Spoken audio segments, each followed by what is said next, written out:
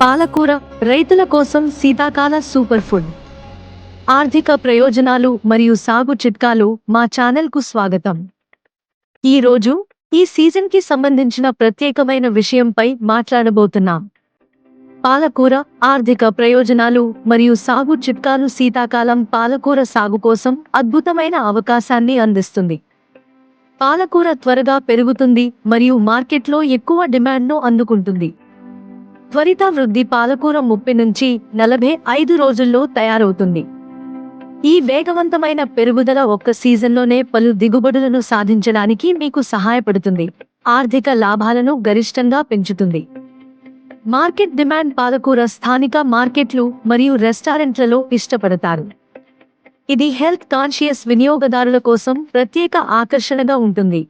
శీతాకాలం మొత్తం స్థిరమైన డిమాండ్ను కలిగి ఉంటుంది.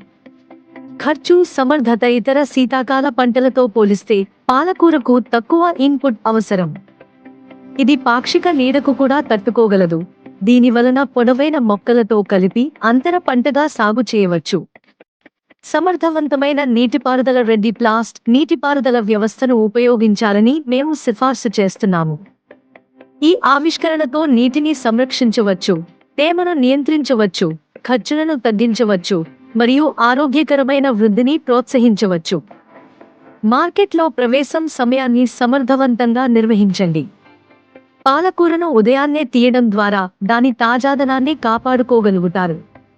స్థానిక వ్యాపారులకు సరఫరా చేయండి మరియు సూపర్ మార్కెట్లు లేదా ప్రాసెసింగ్ యూనిట్లతో నేరుగా ఒప్పందాలు చేసుకోవాలని పరిశీలించండి.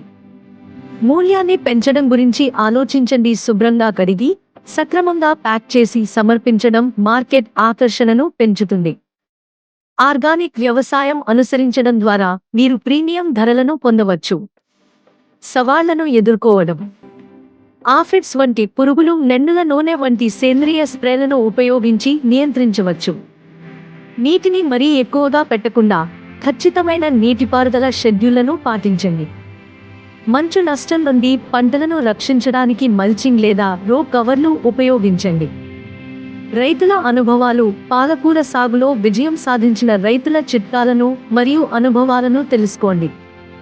మీ పాలకూర సాగును ఈ సీజన్లో విజయవంతం చేసుకోవడానికి ఈ సూచనలను పాటించండి. సంతోషకరమైన వ్యవసాయం కొనసాగించండి.